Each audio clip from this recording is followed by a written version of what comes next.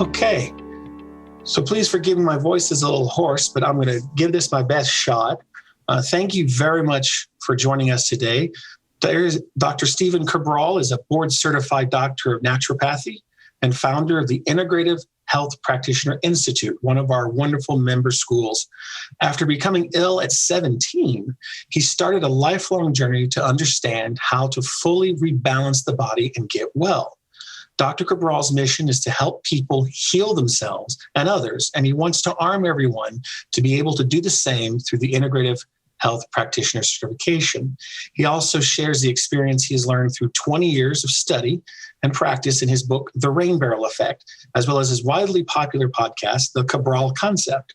Thank you very much for joining us for this webinar, Dr. Cabral. It's one I've been looking forward to, and I hope you enjoy it. Dr. Cabral, over to you, sir.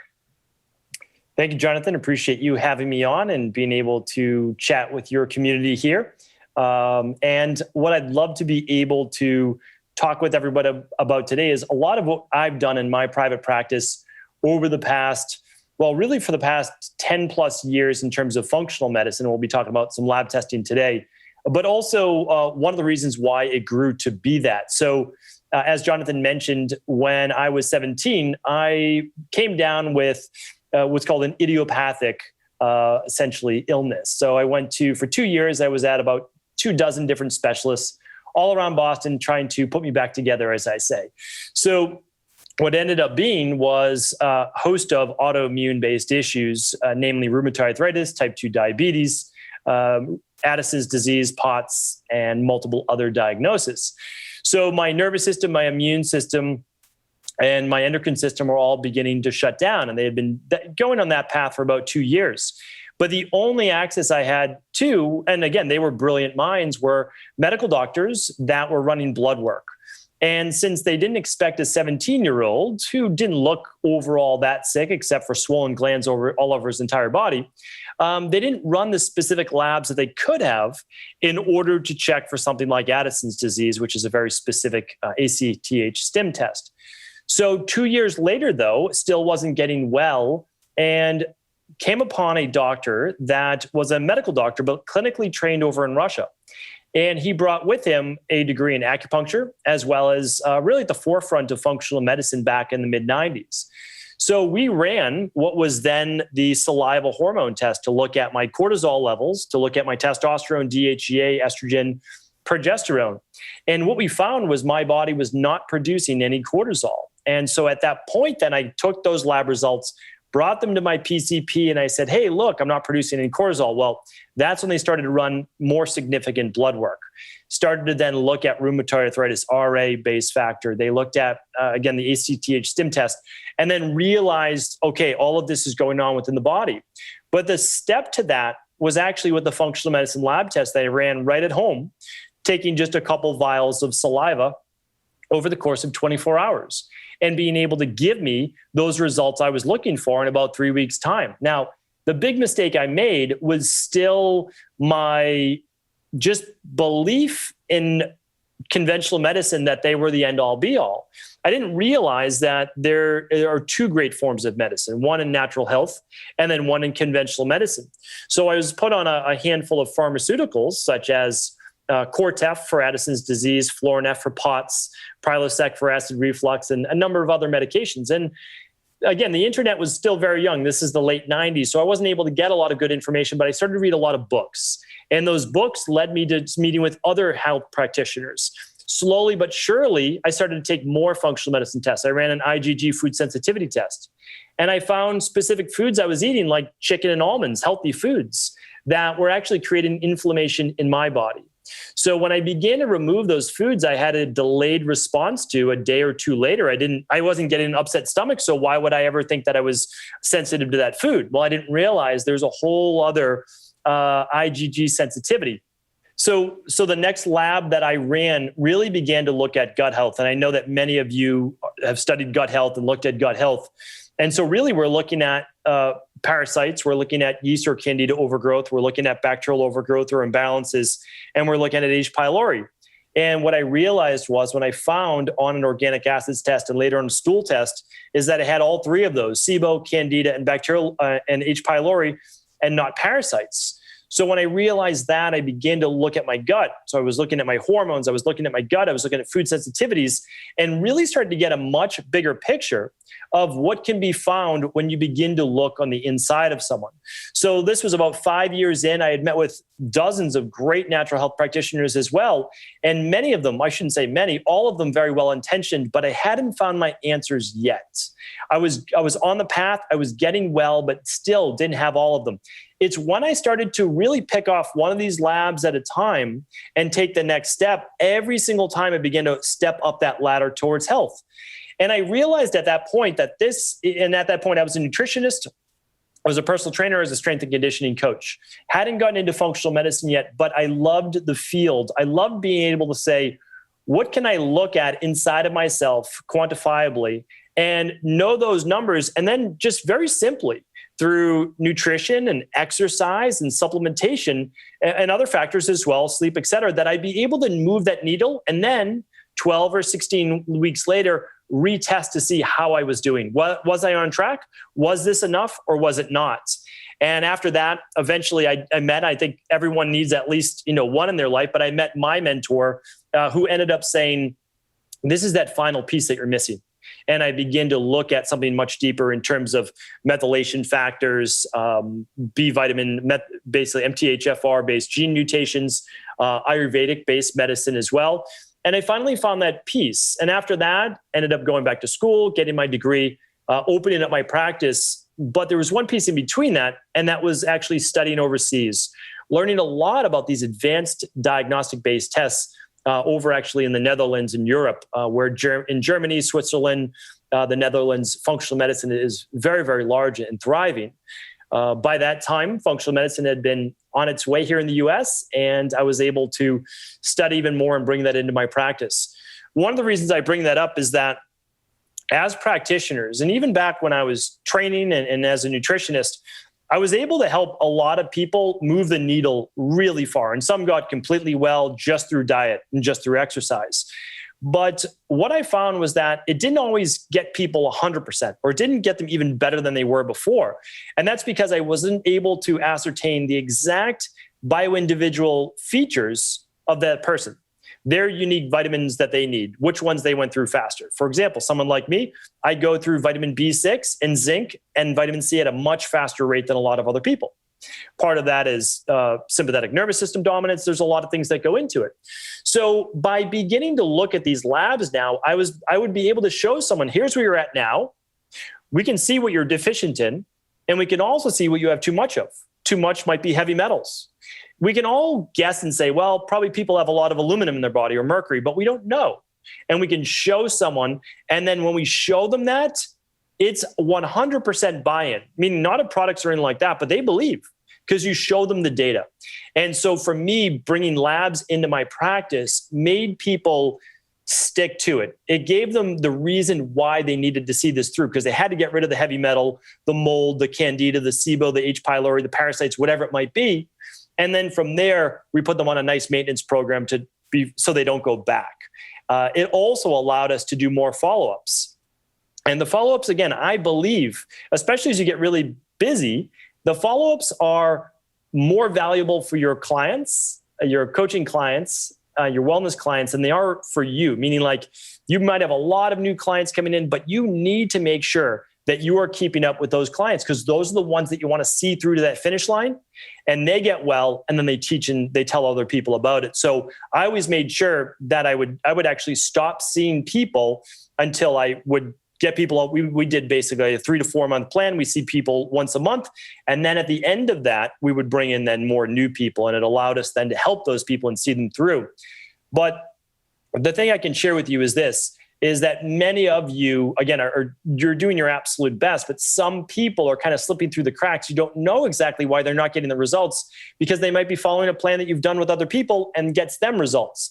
It's those little bio-individuality features that can be the needle movers, whether it's a histamine, a food sensitivity, a candida overgrowth, you name it. There's so many. But by running labs, you're able to fix that. And so for me, it was the difference maker in my life. As I say, almost 25 years later now, I am I have more energy and work longer days and feel much healthier than I have ever in my life. And part of that is that I continue to run my own labs. So I run my labs every March and every September. And that allows me to make sure that if I ever see anything start to slide, because again, we're all fallible. If I see anything start to slide, I can catch it. And then I can make sure I make those improvements over the next 12 to 16 weeks as we rebuild the body and we remove a lot of those toxicities. So that is a lot of what I wanted to share here today. I want to make sure that my team as well lets me know that I didn't miss anything, and that I'd love to be able to expand in certain areas that you feel would be helpful to you as well.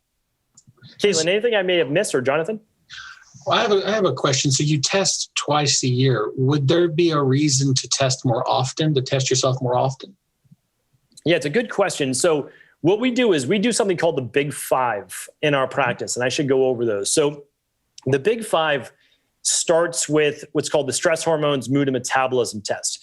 It looks at your estrogen and progesterone levels. And our practice is about 75% women, I would say.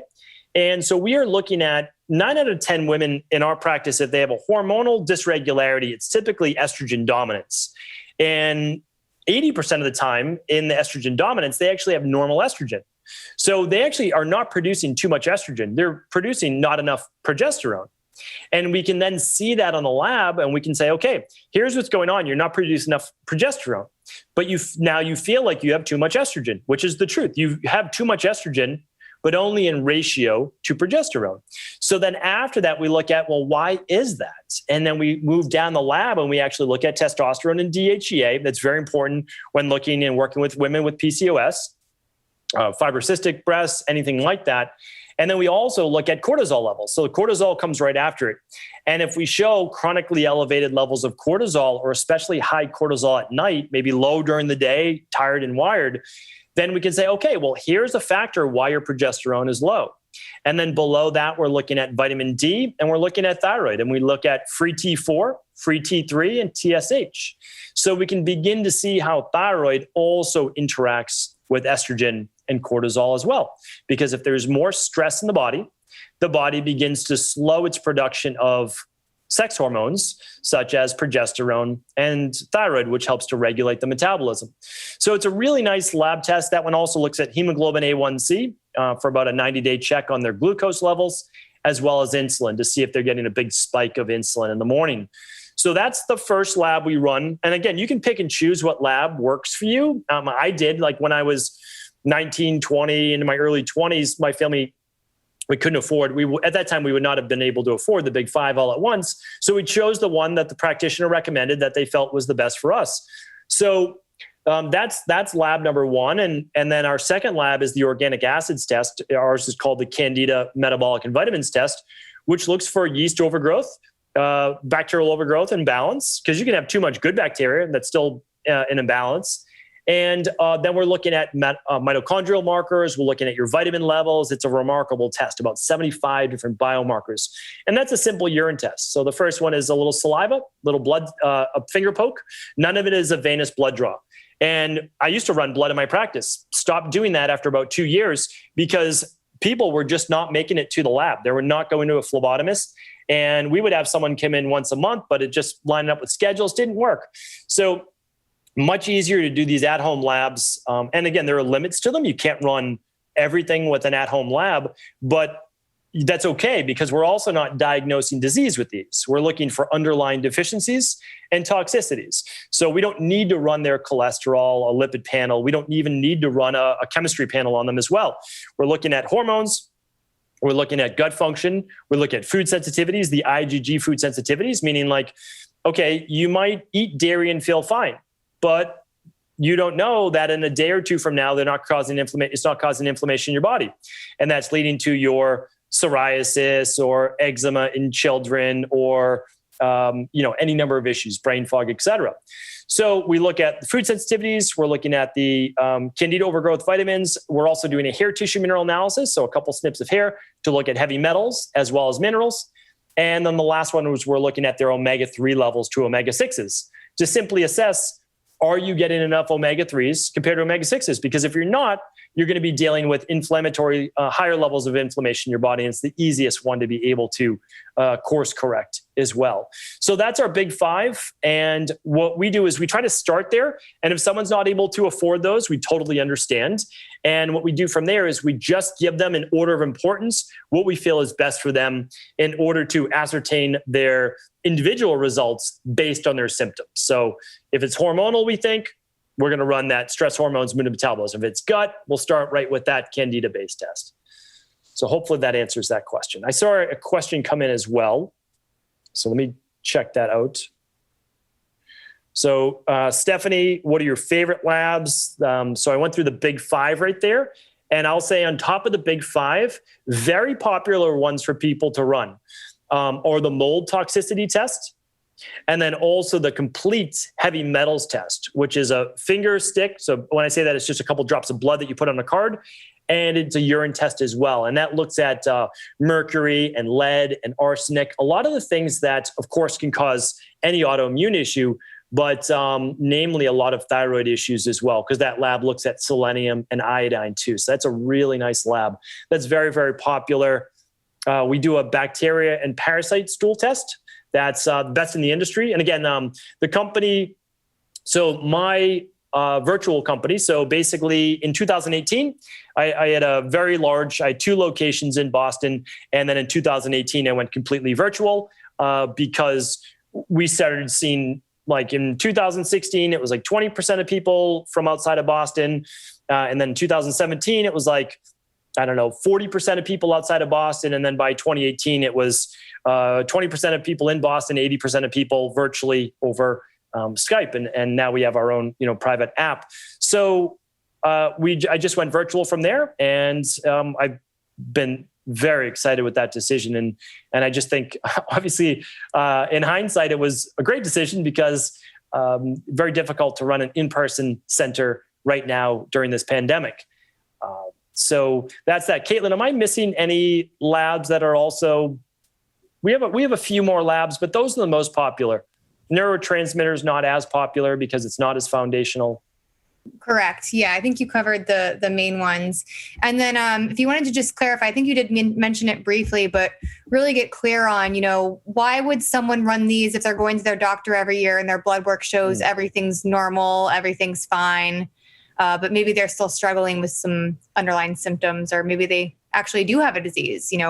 What's this lab work focusing on and the difference in that? Yeah, that's a great point.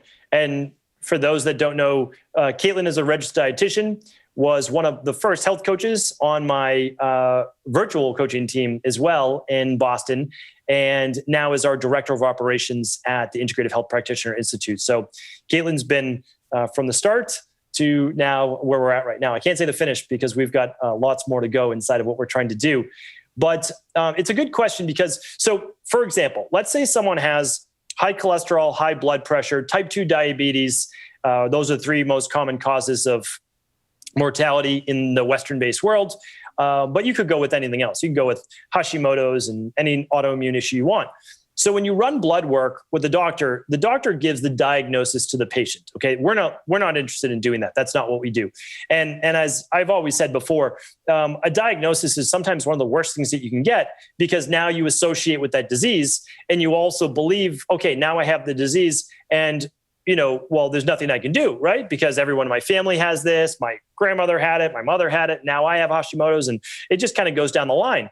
The issue is that every disease has an underlying mechanism for how it came to fruition in the first place. So I do agree that your genetics allow for the manifestation of that particular disease. For example, all 4 of my grandparents had rheumatoid arthritis. Both my parents had rheumatoid arthritis. I got rheumatoid arthritis as a teenager, but I don't have rheumatoid arthritis anymore. And it's been about 25 years. So why don't I have it now if I had it as a teenager? Well, it's in my genetic code. However, I was able to rebalance the underlying mechanisms, the homeostatic systems, which then don't allow for the issues that would have then allowed for rheumatoid arthritis.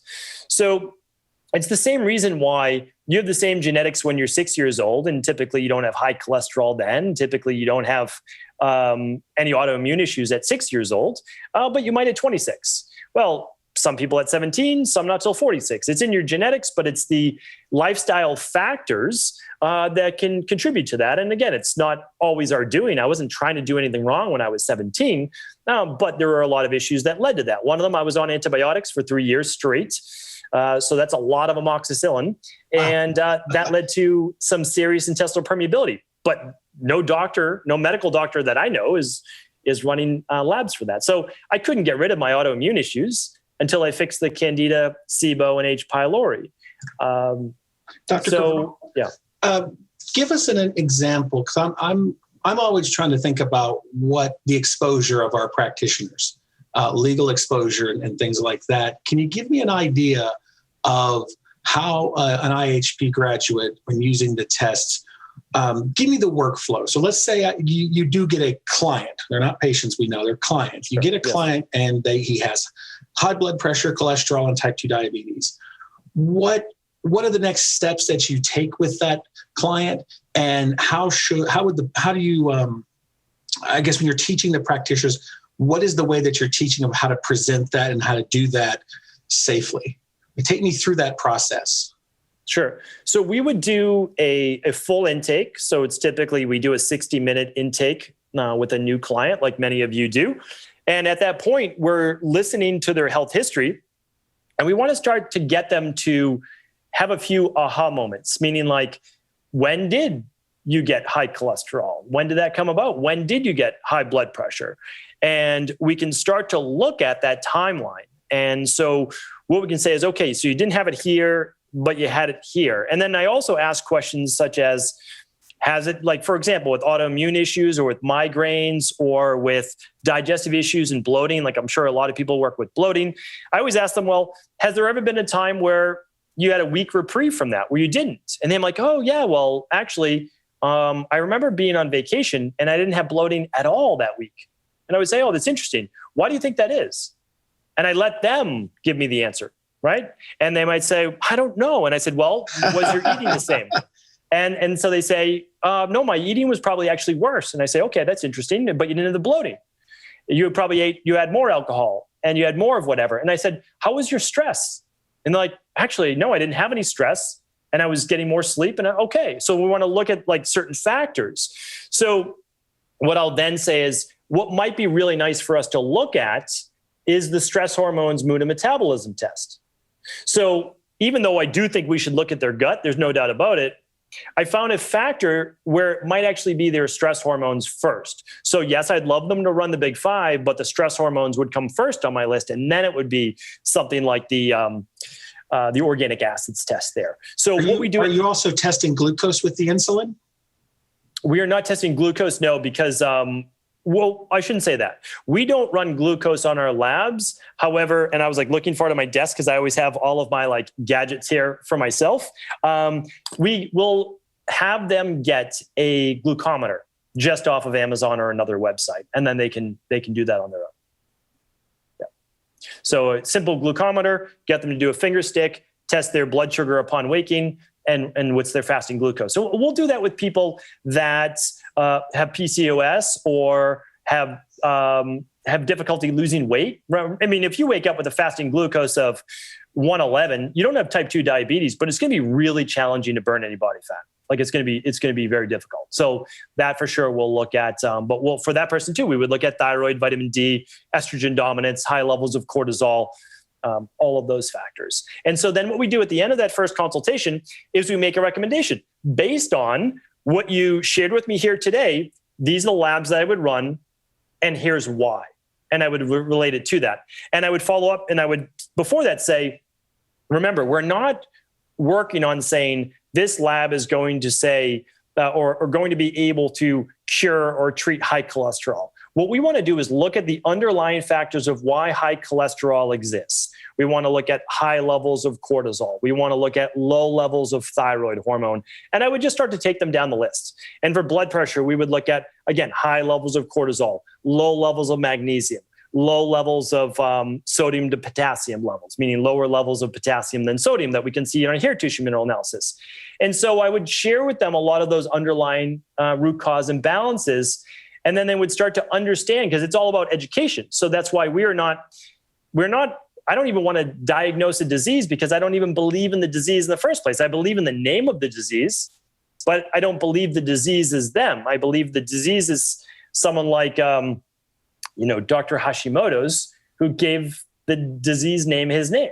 And so, but what's the underlying root cause of Hashimoto's? Well, it could be intestinal permeability with SIBO, bacterial overgrowth. It could be heavy metals. It could be a lack of selenium, iodine. So there's different reasons for that. And our job is just to find out what those underlying root causes are. And that's how we truly help people heal. And when they get rid of these diseases, well, we say, fantastic, because your body's healthy. That's why it does not live in a disease-based state. And then, of course, we want to maintain that, because they can slide back. Remember, if you can go back and allow the genetic expression if you go back to your old lifestyle. So it's our job to also teach them that new lifestyle. And Karen just brought up a question. I'm glad you said that, Karen, because I was just about to address this.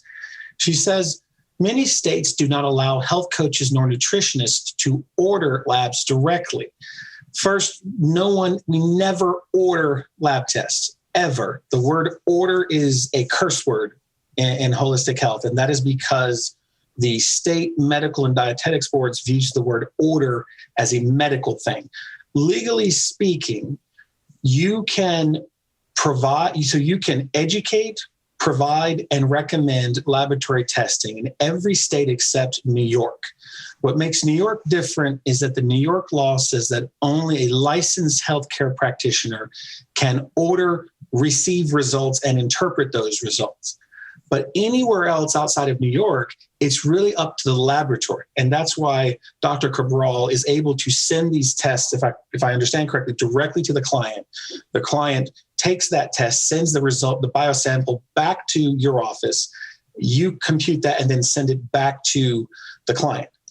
That kind of loop is perfectly fine. I am interested, though, what she had, second part of her question is, are you signing off on these lab requests?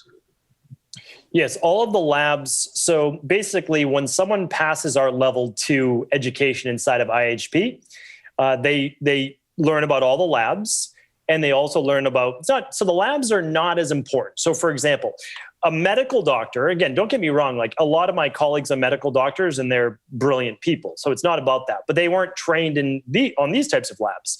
So we have all sorts of people going through it, but a lot of medical doctors start to just order these labs, but they don't know how to interpret them. They don't know how to read them. They don't know how to look at them.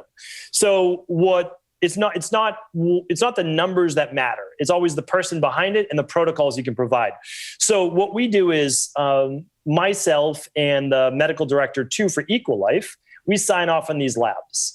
So I've signed off for many, many years. You have to be licensed, or you have to have a certain level of education. Like I believe PhDs can actually order some of these labs. Regardless, what we do for our IHP level 2s that have passed, we have a private page just for them where their clients can order these at a slight discount so that the IHP, like the health coach, can then add on their coaching fee to that. So, but it's always signed off of, like meaning I sign off on the lab or Dr. Jennifer signs off on the lab, and then it goes directly to the client. The client then completes the lab, ships it back to the lab, because remember, we don't own any of these labs. We're not in the business of owning a lab. That's not what we do. We're in the business of coaching. We help people. And so then the results come to us and we send them to you, and you then educate your client on them. Excellent. That is excellent. And let me be clear. Let me just make sure everyone understands what I'm talking about in terms of working with lab tests. It's there is no, let me think about this for a second.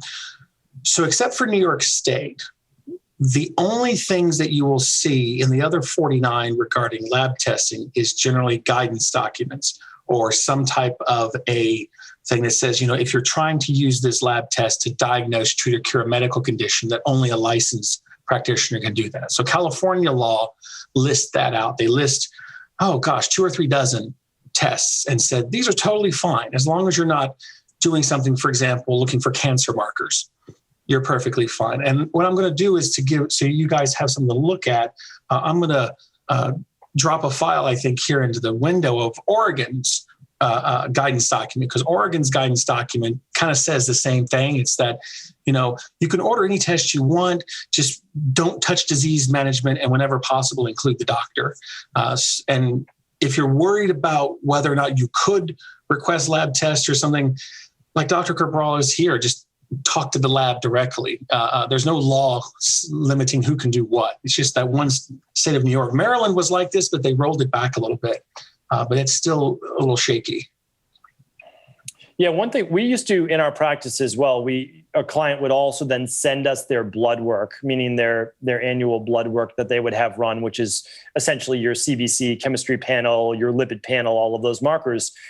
We stopped looking at those. I'm totally able to look at those. Dr. Jennifer can look at those. Any licensed practitioner could look at those.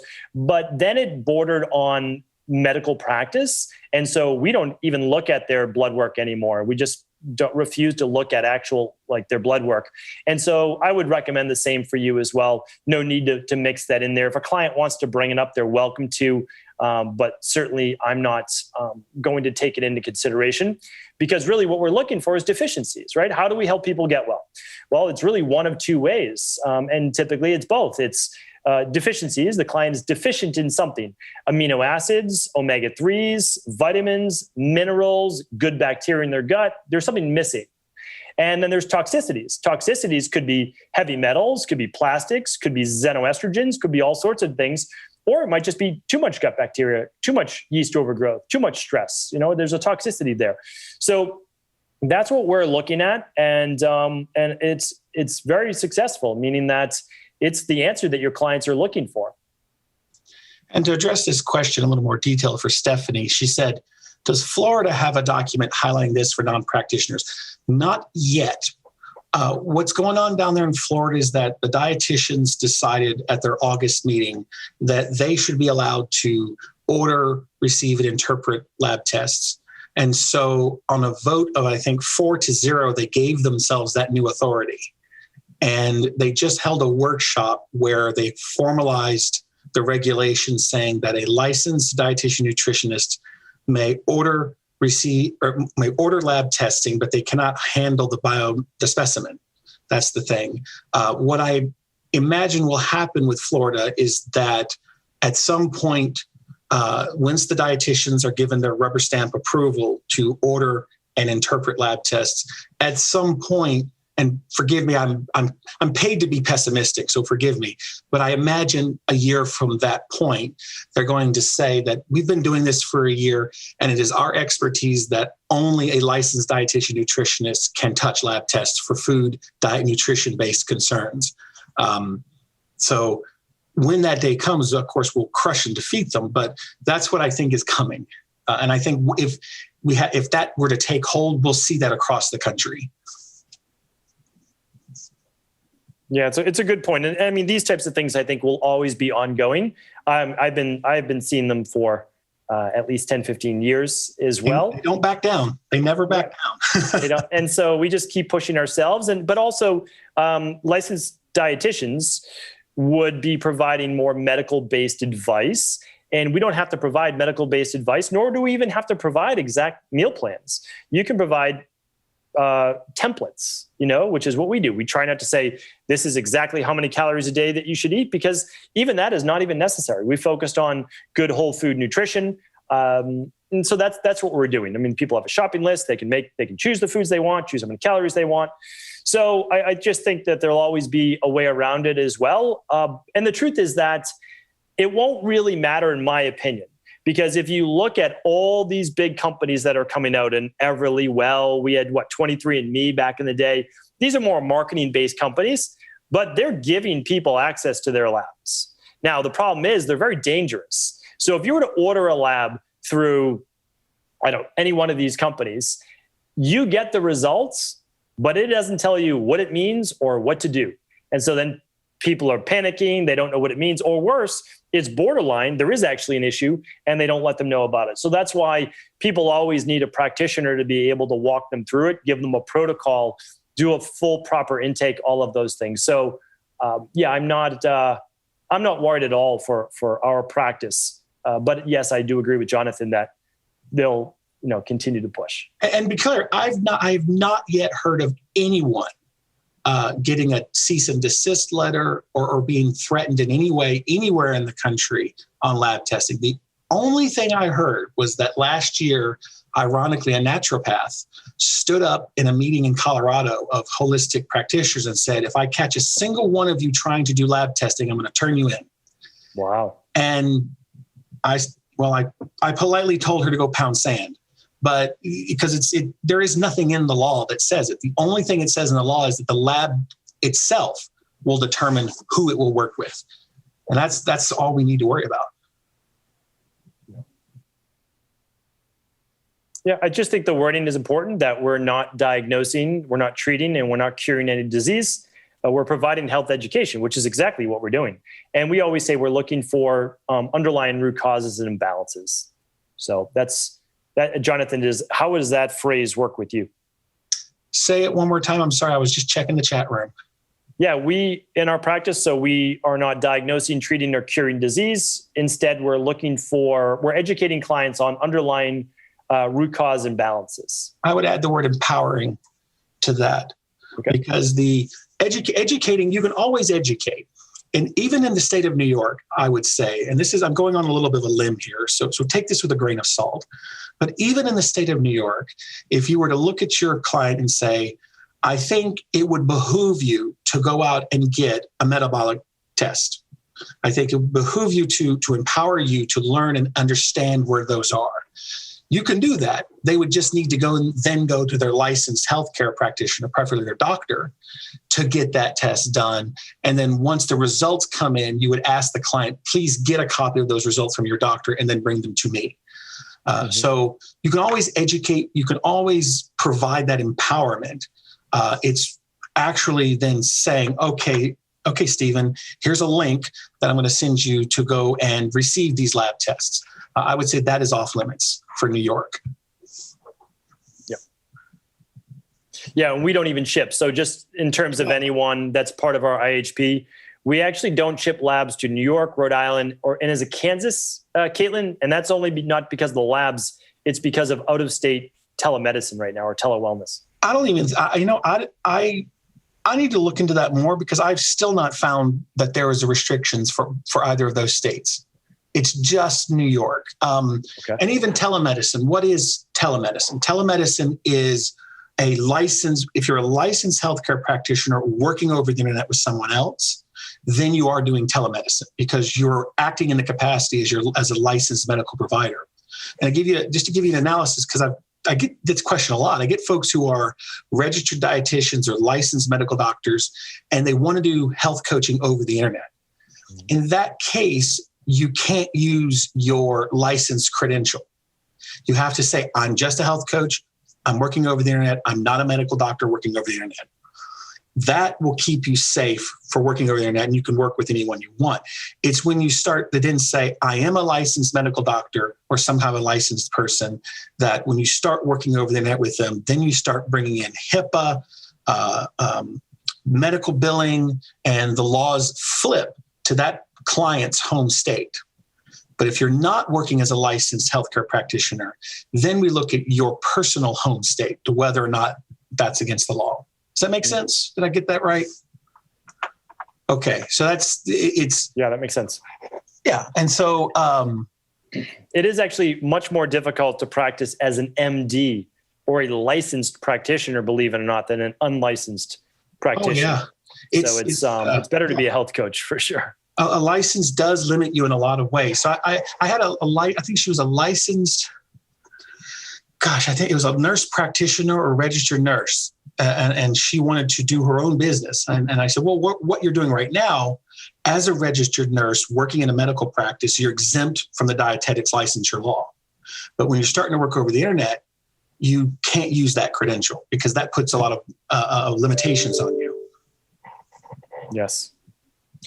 And Caitlin, we should look into that if Rhode Island. We'll have to see too what was said with Rhode Island, and I'll look into it. I'll look into that and try to get some idea of what's going on, because it was just New York and the other state, Kansas. Well, Kansas wasn't the labs. It was the actual virtual consultations, which I'm assuming most people will be rolling that back anyway because of everyone is virtual now, and that's not going to end anytime soon. Well, it's okay. Let me play that out for a second. So if you are not acting as a licensed healthcare practitioner and you are working over the internet as a health coach with someone in Kansas, that's perfectly fine. Unless your home state says that you have to have a license to provide food, diet, nutrition information, you're fine. Because and the way I arrived at that analysis is that, let's say you're in Ohio and your client is in Colorado. It will still be the Ohio. It used to be the Ohio Council of Dietetics until I had them disbanded, but it will be the State Medical Board of Ohio that comes and knocks on your door and says, I'm sorry, Stephen, you are breaking the law because even though you're working across the internet with someone in Colorado, which has no law, you are still practicing dietetics without a license in the state of Ohio. Flip that around for a moment. Let's say you're in Colorado and you're working with clients in Ohio. If the state of Ohio doesn't like that, too bad, because there's no one who's going to come knocking on your door in Colorado. Now, as our lawyers tell us, there is a very, very, very technical situation where the state of Ohio could try to get an injunction against you in state court in Colorado. But that's like trying to prosecute someone for walking on the grass in another state. It's such a high bar that I just can't imagine that happening unless it was something truly egregious. I don't see that happening. And if it did, I'd have a field day in the media with it. That's good to know. Yeah, New York, as you said, it is the one sticking point state that we've always had issues with. So yes. And let me see if there's any other questions. Yeah, Karen was asking, what about the COVID exemption for the 25 states that allow non-licensed practitioners to do telehealth in their state? Again, I think you're fine as long as you're not acting as a licensed healthcare practitioner. And if you are, then it's going to come down to what that state has decided for that specific license. I would have to look into it specifically. To be honest, I haven't kept up with what licensed people are allowed to do. I've just mainly, what is the unlicensed folks, health coaches, allowed to do? Let's see, there's two other questions. So my IHP in Texas can't order my tests in New York or New Jersey. They definitely can for New Jersey. They just can't for New York. Yeah, they definitely can for New Jersey.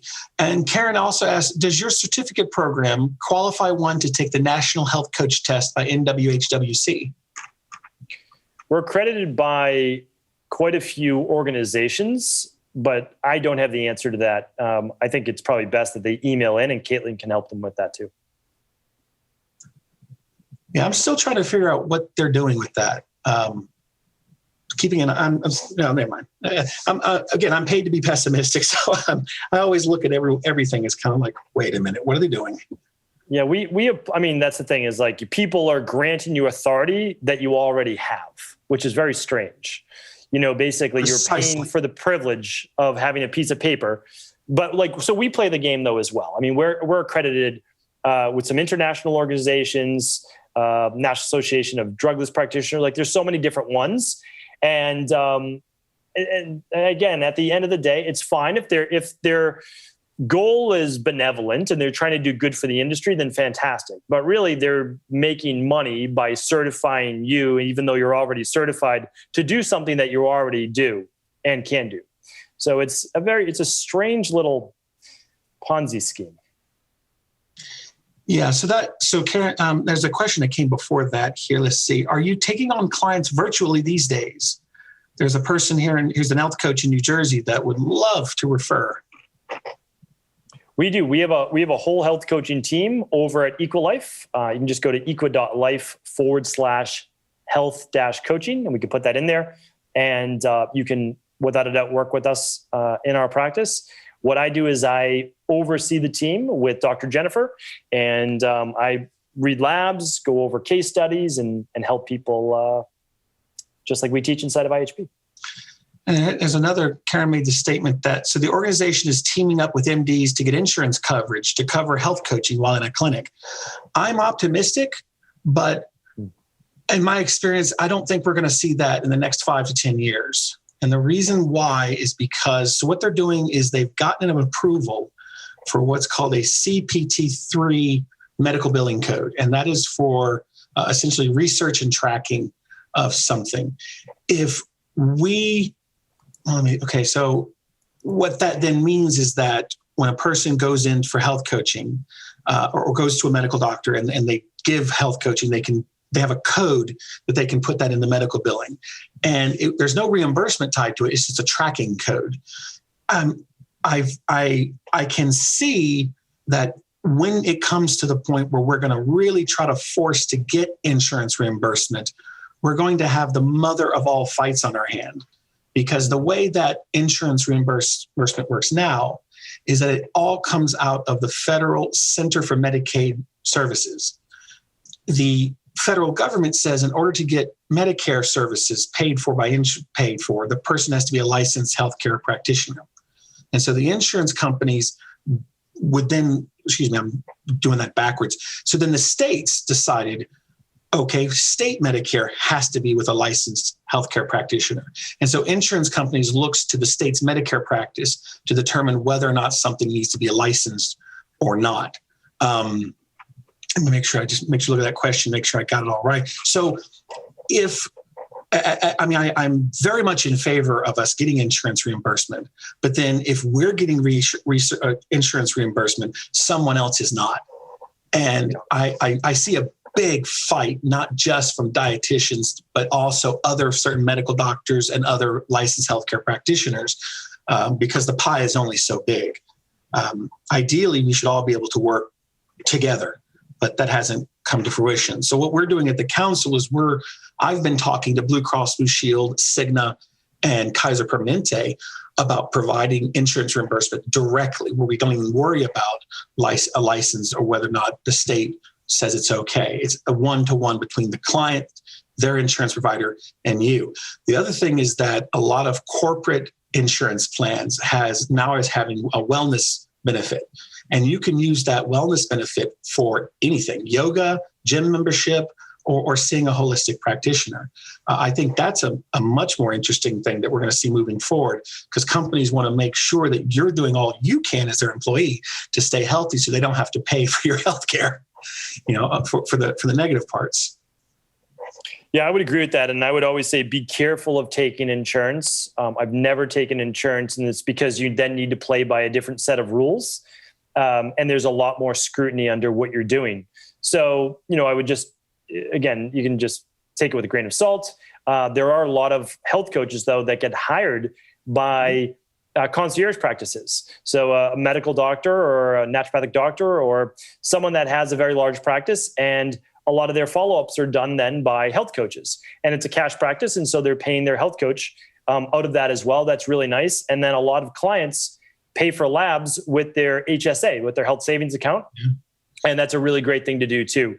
So there's different ways around it for sure. And I think that's the best way. And again, I have never wanted to take insurance, because then you need to literally follow the rules and all those specific things. Yeah, and the insurance reimbursement rate, I've heard so many different numbers. The best I've been able to come up with is that the insurance companies have told me, for now, unless it's an HSA or it's part of a wellness plan within the insurance, only a licensed practitioner is going to be able to bill and get paid for that. So it's a touchy subject, and it's one I'm still trying to figure out a pathway forward that doesn't limit us. I would hate for us to suddenly say, okay, health coaches, you can bill for insurance, but you're going to have all this extra education and credentials. That's something I don't want to happen. And you're right. Dr. Cabral's right. The insurance really does. If you start billing insurance, you're going to have to follow some very specific rules, and it can be very limiting. So I guess most likely, if you're a solo practice too, you're most likely going to have to hire someone then to run your insurance part of it, because there's a lot of hours that gets eaten up with submitting to insurance. So it's just a different type of practice, and that's all. So you have to just kind of decide how you want to practice.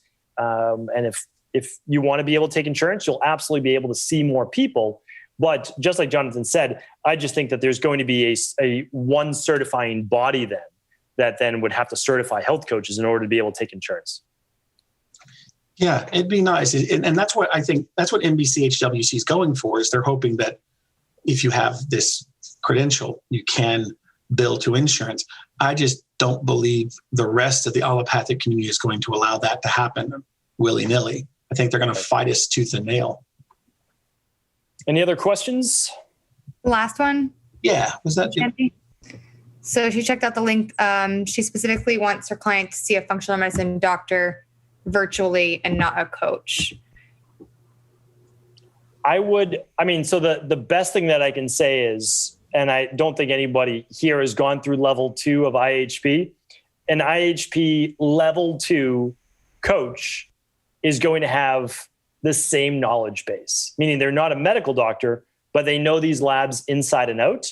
So I can't provide you with seeing a functional medicine doctor. We do have one person on our team because Dr. Jennifer and I are no longer seeing people individually because we oversee thousands of labs. So instead of seeing one person, we feel our best use is to oversee a team that can then see many more people. But we have a member of our team, Erica Hull, that is a physician's assistant.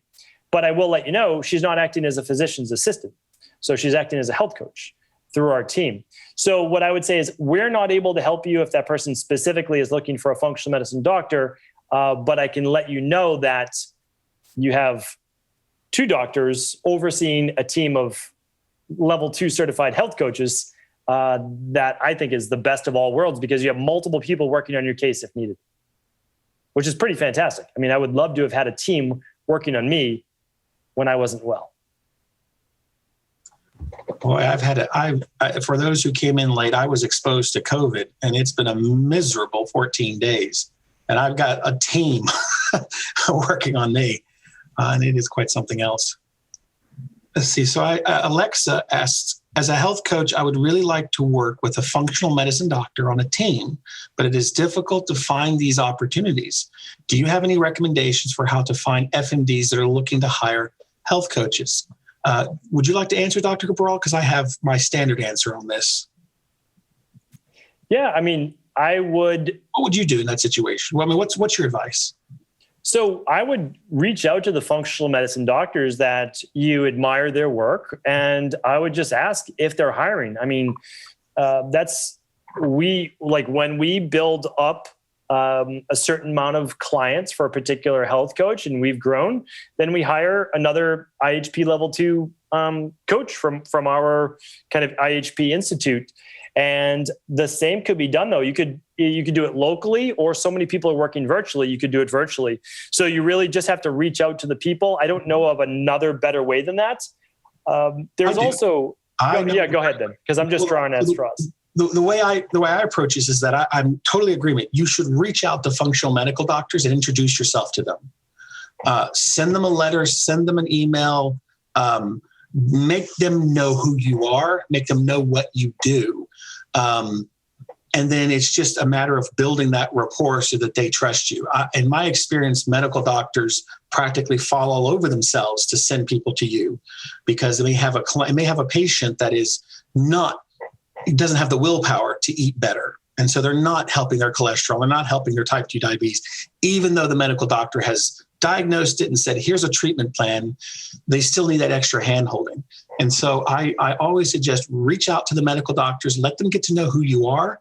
And as far as getting employed by one of them, I would suggest first starting that relationship as a referral. Just say, hey, here's me, here's my qualifications, here's my practice.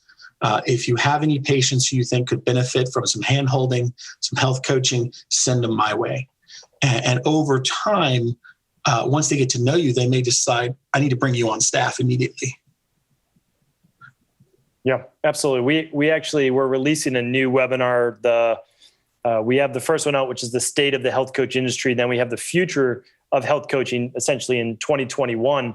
And I just believe that more corporate wellness programs and more medical doctors will be looking towards health coaches to help them with all the lifestyle-based issues that are creating all of these diseases, and they simply don't have the time. So, for example, a lot of my colleagues that are MDs, they see somewhere around 30 appointments a day. And they have a patient base of around 3,000 to 5,000 patients, which is enormous. They can't provide any real attention to any one of those individuals because they are taking insurance, they are employed by hospitals or big clinics, and they have to see 15-minute appointments back to back to back. So I believe that health coaches are more in demand than ever, and they just need to trust you. That's all, because they're essentially referring a patient. Yeah. Are there any other questions? Where can everyone learn more about how to use these labs and get trained in them? I put the link in there for integrativehealthpractitioner.org. What I recommend is just downloading the brochure, and you could do just a call just to find out more about what the program is. But really just take your time, read through what the Institute's all about. Our whole thing is education. I mean, that's really what we're doing. Probably half of the practitioners or half of the people that come in are already a health coach from another organization, or they might be an RD. They might be an MD. We have lots of medical people in there, but half of the people are also just interested in their health. They want to learn more about their health. They want to learn more about lab testing, because the truth is that even if you could just do this with your own family, it's pretty fantastic. So that's what we're trying to teach. Our tag is a health coach in every home. And that's really what we want to create. It's not taught in school. It's certainly not taught by the media. So the more that you can learn it for yourself and figure out these issues for yourself, your family, and hopefully build a career for yourself, that's what we're looking to teach. That's wonderful. I really like this. I like very much heal thyself and empower thyself. I really appreciate this. Well, Dr. Cabral, thank you very, very much for joining us and presenting this webinar. I have certainly learned quite a bit, and I hope that everyone else has enjoyed it as well. So thank you very, very much, sir. Thank you, Jonathan, for having me on, and I appreciate all the great work that you're doing. Thank you, sir. Everyone, have a wonderful afternoon, and this recording will be available hopefully tomorrow if I can find the strength to do it, but I will get it out as soon as I can. So thank you very much. Take care. Thank you.